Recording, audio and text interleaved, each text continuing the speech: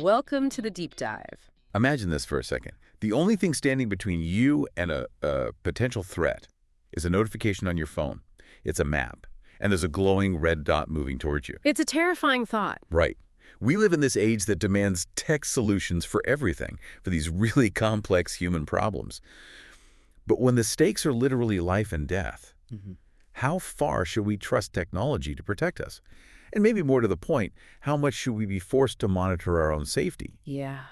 Today we're doing a deep dive into a really urgent and honestly pretty controversial policy coming out of South Korea.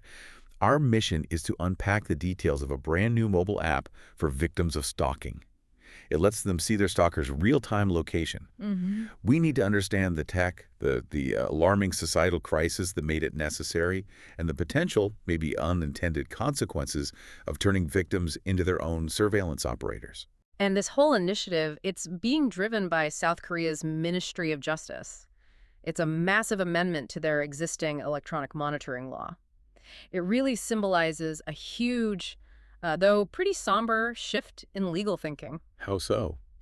Well, it moved the approach away from just reactive punishment, only locking someone up after they violate an order, to what they're calling proactive victim empowerment, which is a crucial step for immediate safety. But as you said, it kind of highlights the grim reality that the system failed them in the first place. Right. It forces them into this state of constant self-monitoring. Okay, let's unpack this. So let's look at the actual technology because it's a huge leap in what we'd call situational awareness for victims. Right. The previous system, it was just dangerously vague. Yeah, you'd get, what, a text message? Just a simple text alert. Yeah. It would tell you a stalker was, within a certain proximity. A few hundred meters, maybe. Oh. That's it. But now, with this new app, victims can see the perpetrator's exact location. A dynamic dot plotted right on a map on their smartphone. And how is that possible? How do they get that precision? Well, the precision is only possible because authorities are tracking the stalkers using these mandatory wearable electronic devices. Think of them like high-tech GPS ankle monitors. So the state forces the convicted stalker to wear it. Exactly. And the location data it's constantly transmitting gets fed directly to the victim's app. That distinction is so vital, and it really explains why this was pushed through so urgently. The Justice Ministry was clear. The flaw in the old system was that it warned you a threat was nearby, but it didn't reveal their location or their direction of travel. Yeah. Or how fast they were moving. Right. So you get this text saying your stalker's within 300 meters. Yeah. And you panic. You don't know if they're behind you, if they're in the building you just entered, or walking away. It's panic without any actionable intelligence. This new map-based system, though, it gives the victim a tactical advantage. You can see the direction of the threat and, figure out the safest way to get away. And this data isn't just for the victim, right? The system is being linked up with law enforcement. Yes, and that's key. It's being integrated with South Korea's National Emergency Hotline, which is 112.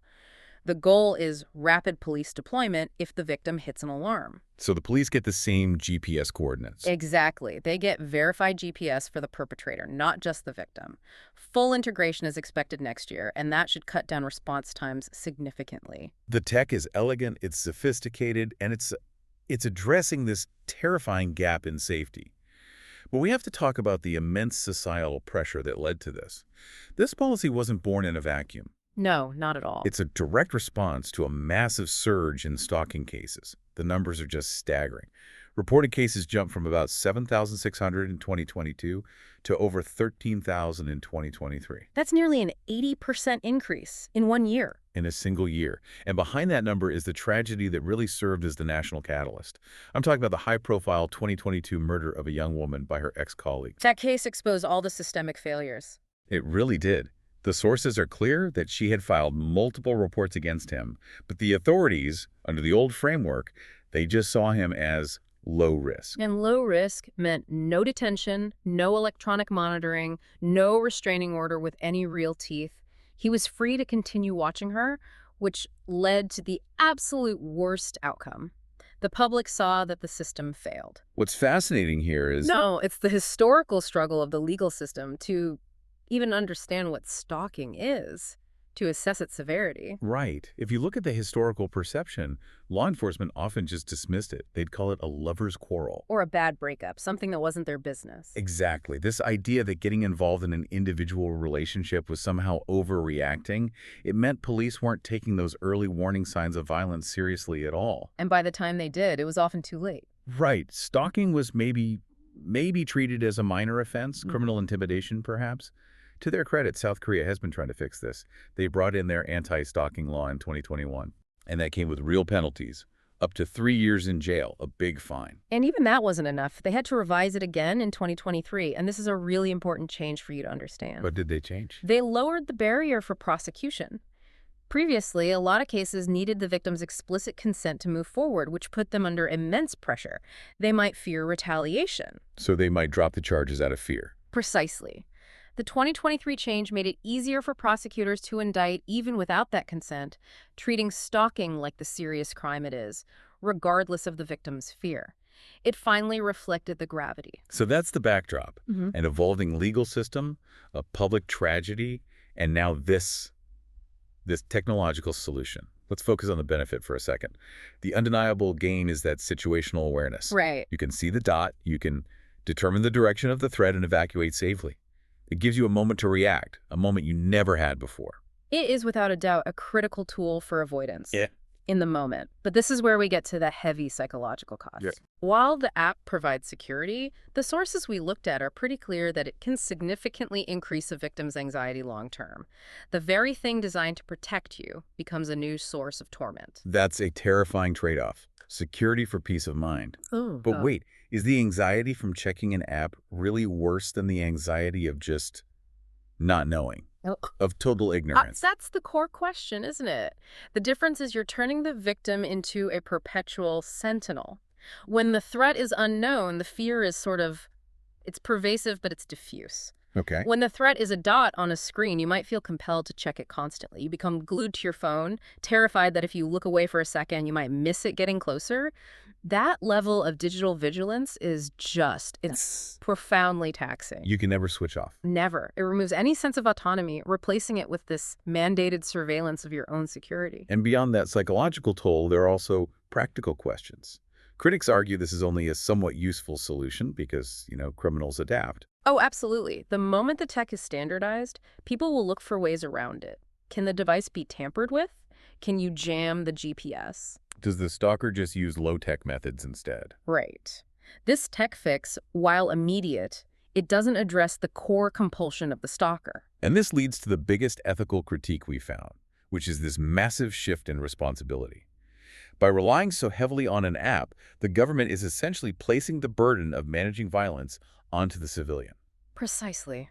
A lot of voices are arguing the government should focus its resources on, a better way, like punishing the criminals heavier than ever, ensuring they're detained, rather than just handing out tools that require constant vigilance. It's an outsourcing of protection. It is. It's basically saying, we can't guarantee our justice system will keep you safe, so here, you watch the dot yourself. And that critique leads us into the broader context. This isn't just about one app. Critics see this as part of a wider, systemic problem of violence against women in the country. Yeah. If we connect this to the bigger picture, you see that stalking is just one symptom of a much broader failure. What else are we talking about? Well, the sources mention other serious issues: widespread concern over victims being secretly filmed by spy cameras, the hostility that women face, threats, harassment just for identifying as feminists. The app treats a dangerous symptom, but it ignores the underlying societal disease. So what educational changes are necessary to address those root causes, the things an app can never fix? The sources offer a fascinating, if troubling, insight into the cultural background. They point to this historical pressure, especially on women in Korean society, to hide their genuine emotions. To not say what they really mean. Yes, and this created a damaging perception among some men, this warped idea that when a woman says no, well, maybe it doesn't really mean no. That foundational lack of respect for boundaries is where this problem really starts. Which speaks directly to the educational solutions that are so desperately needed, long before anyone ever puts on a monitoring device. The discussion is clear. You have to focus on teaching teenagers, both young men and women, two key things. What are they? First, the absolute importance of accepting rejection, gracefully and definitively. And second, how to deal constructively with their own difficult emotions, their anger, their depression, their despair, without turning that pain outward onto someone else. It's about changing that internal monologue that turns rejection into entitlement. Exactly. So we've done the deep dive. We've looked at this rapid, necessary tech response to a growing crisis. It offers this promise of real-time safety. But in exploring the fix, we've also uncovered these deep-seated societal issues, these failures of past legal systems. And no app, no matter how clever, can solve that. This policy is, without a doubt, a vital, probably life-saving step. It's bridging that gap between a piece of paper, a restraining order, and a victim's immediate physical safety. It gives them some control where there was only uncertainty. But by being forced to create this technology, we're also confronting the failure of our social and legal systems to punish these acts heavily enough in the first place to stop the escalation before it becomes violent. Yeah. So what does this all mean for you? If a state's solution to endemic growing violence is an app that inherently shifts the burden of constant digital vigilance onto the victim for their own survival, Yeah. does that prove the success of the technology? Or does it ultimately prove the failure of the justice system to provide protection without it? That's definitely something for you to mull over. Thank you for joining us for this deep dive. We'll see you next time.